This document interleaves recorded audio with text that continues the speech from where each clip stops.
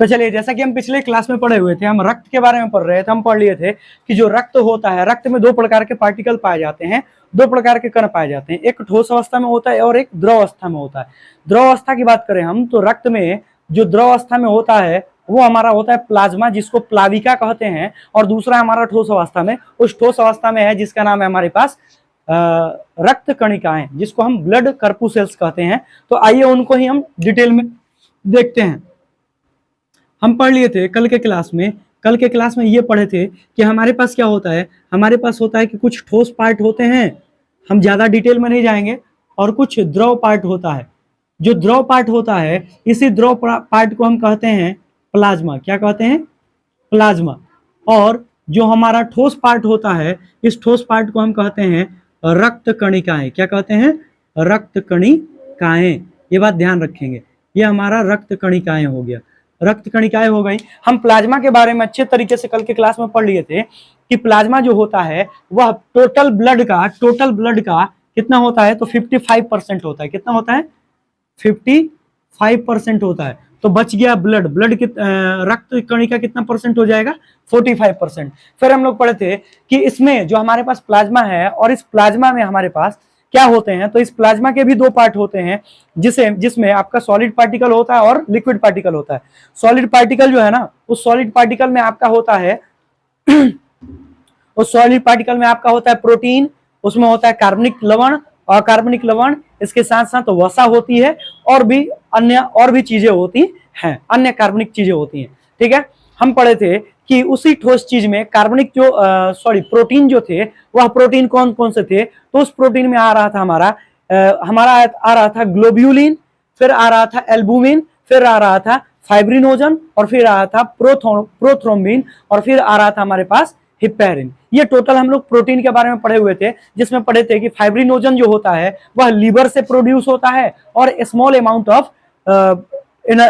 Amount of protein होता है जो रक्त को जमाने में सहायक होता है। ठीक है, फिर दूसरा हम पढ़े थे कि हमारे पास बन रहा था क्या? हमारे पास बन रहा था दूसरा, जिसका नाम था एल्बुमिन और ग्लोब्यूलिन। तो एल्बुमिन और ग्लोब्यूलिन की बात करें, तो एल्बुमिन और ग्लोब्यूलिन की बात करें तो ये लिवर में बनता है, और इसका काम है कि यह वायरस, जीवाणु, बैक्टीरिया, इन सबको क्या करना? मारना। इन सब में इसका काम था। और हमारे पास क्या था? जो तीसरा था वो था हमारे पास प्रोथ्रोम्बिन। प्रोथ्रोम्बिन भी हमारा क्या होता है? वह लार्ज अमाउंट ऑफ प्रोटीन होता है, और इसके साथ साथ यह भी बनता है लीवर में, और इसके साथ साथ यह भी ब्लड को जमाने में मदद करता है। लेकिन बात यह होगा कि ब्लड को जमाने में मदद करता है तो कोई चीज ऐसा भी होना चाहिए जो हमारे रक्त को हमारे शरीर के अंदर जमने से रोके।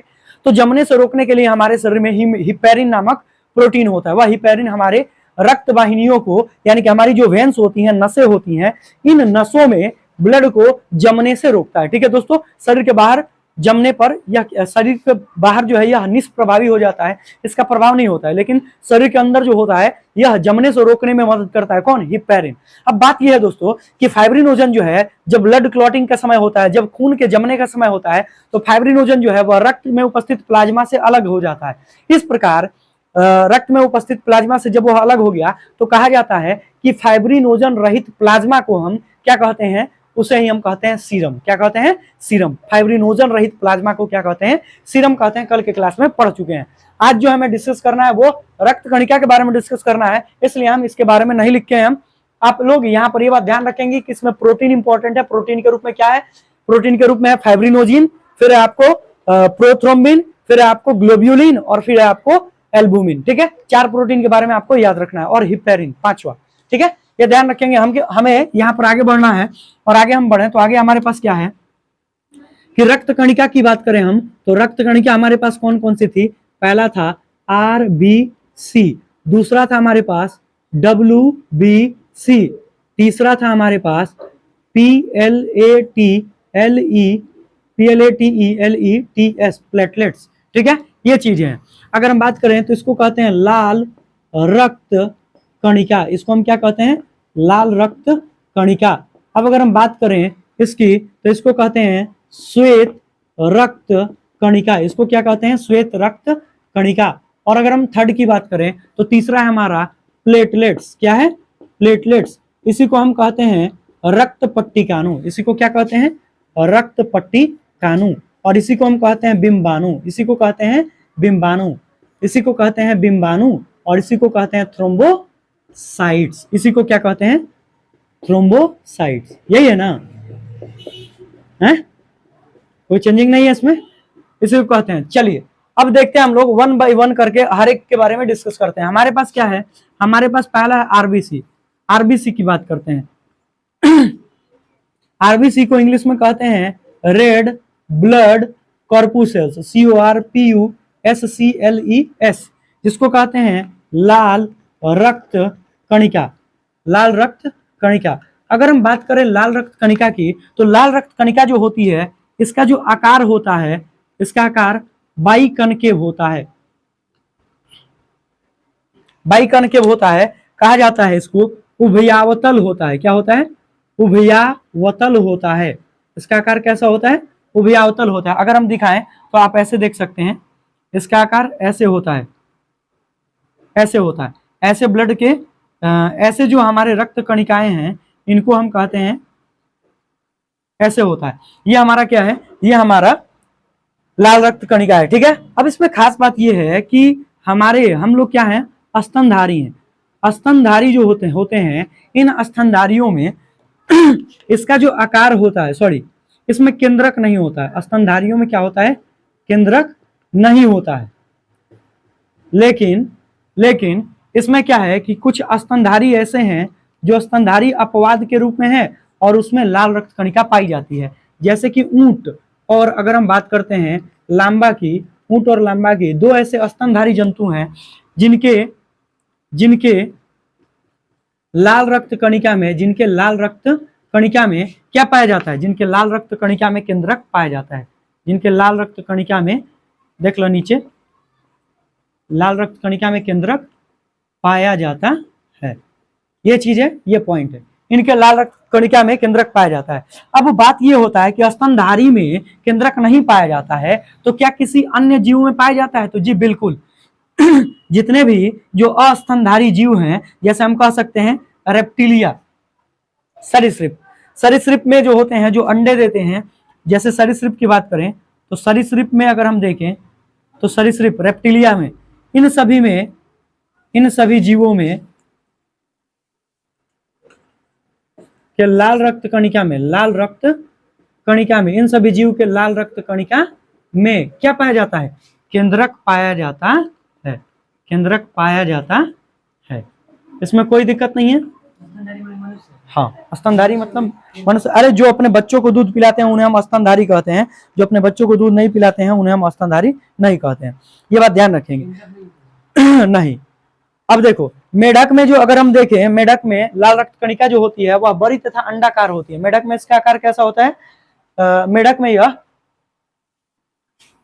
में लाल रक्त कणिका का आकार, मेढक में लाल रक्त कणिका का आकार जो होता है, कणिका का आकार क्या होता है? कैसा होता है? बड़ा और गोलाकार होता है। बड़ा और कैसा होता है? गोलाकार होता है। ये बात ध्यान रखेंगे।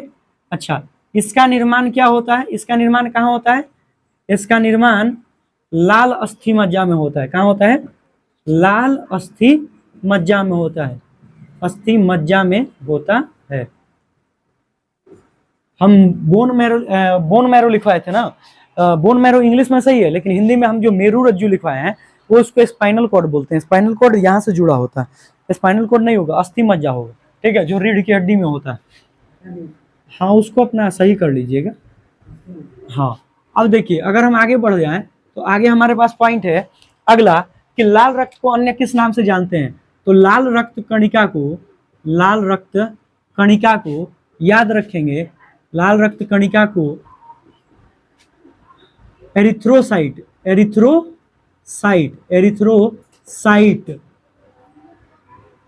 के नाम से जानते हैं। एरिथ्रोसाइट के नाम से जानते हैं। एरिथ्रोसाइट के नाम से जानते हैं। लाल रक्त कणिका को क्या कहते हैं? एरिथ्रोसाइट कहते हैं। लाल रक्त कणिका को क्या कहते हैं? एरिथ्रोसाइट कहते हैं। अब बात यह है कि लाल रक्त कणिका को एरिथ्रोसाइट कहते हैं इसलिए जब लाल रक्त कणिका का निर्माण होता है, यानी कि फॉर्मेशन ऑफ आरबीसी, आरबीसी का निर्माण क्या कहलाता है? कहलाता है एरिथ्रोपोएसिस। क्या कहलाता है? एरिथ्रोपोएसिस। क्या कहलाता है? एरिथ्रोपोएसिस। क्या कहलाता है? एरिथ्रोपोएसिस। ये बात ध्यान रखेंगे। एरिथ्रोपोएसिस का मतलब क्या है? जब लाल रक्त के निर्माण को, लाल रक्त के निर्माण की क्रिया को, निर्माण की क्रिया क्या कहलाती है? एरिथ्रोपोएसिस कहलाती है। और एरिथ्रोसाइट क्या है हमारा? एरिथ्रोसाइट क्या है? लाल रक्त कणिका को एक अन्य नाम से जानते हैं जिसका नाम है एरिथ्रोसाइट। अगर हम आगे बढ़ें तो हम जानते हैं कि हमारे लाल रक्त कण में, अगर हम देखें लाल रक्त कण में, लाल रक्त कण का जो आकार होता है, चाहे छोड़ दीजिए, आकृति जो होती है, आकृति में परिवर्तन होता है। आकृति में क्या होता है? परिवर्तन होता है। लाल रक्त कणिका की आकृति में परिवर्तन होने की घटना क्या कहलाती है? तो इस घटना को हम कहते हैं, लाल रक्त कण के आकृति में अगर परिवर्तन हो रहा है, इस परिवर्तन को हम कहते हैं पोइकिलोसाइटोसिस। क्या कहते हैं? पाइकिलो चाहे पोइकिलो, पोइकिलोसाइटोसिस। इसको क्या कहते हैं? पोइकिलोसाइटोसिस कहते हैं। ये बात ध्यान रखेंगे। तो पोइकिलोसाइटोसिस किसको कहते हैं? तो लाल रक्त कणिका के अगर आकार में चेंजेज आता है, आकार में परिवर्तन आता है, तो उसे हम पोइकिलोसाइटोसिस कहते हैं। हाँ तो दोस्तों सॉरी फॉर डिस्टर्बेंस, बीच में लाइट कट गई थी। ठीक है दोस्तों, तो चलिए हम आगे देखते हैं। हम लोग ये पढ़े हुए थे कि लाल रक्त के अगर आकृति में परिवर्तन होता है तो उसे हम पोइकिलोसाइटोसिस कहते हैं। क्या कहते हैं? पोइकिलोसाइटोसिस।